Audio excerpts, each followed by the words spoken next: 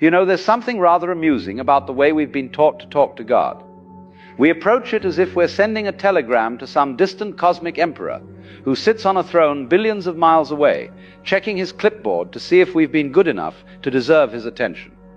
We kneel down, close our eyes very tightly, fold our hands just so, and then we begin our performance. Dear God, we say, as if we're writing a letter to someone we've never met.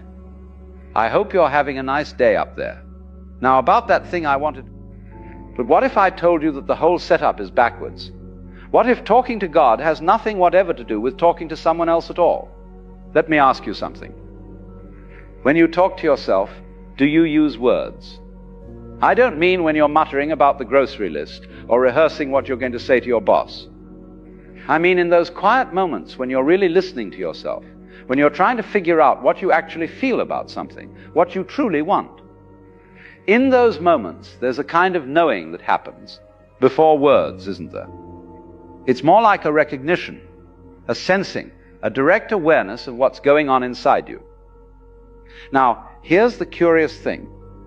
What we call God, what we might also call the universe, the ground of being, the eternal now, this isn't some separate entity sitting outside of you, checking off items on a list. You see, you are an expression of this whole universe. You're not in the universe like a marble in a box. You are something the universe is doing right here, right now, in the same way that a wave is something the ocean is doing.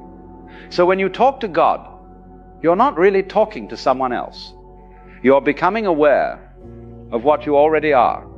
You're tuning in to the fact that this thing you call me is actually the whole cosmos experiencing itself from this particular point of view. Think about it this way. The wave rises up out of the ocean and looks around and says, my goodness, I'm separate from all this water. But of course, that's nonsense. The wave is water. It's made of water. It moves with the water. When it crashes on the shore, it doesn't die. It simply returns to what it always was, the ocean. We are like that wave. We rise up out of this mysterious source, this ground of all being, and we think we're separate from it.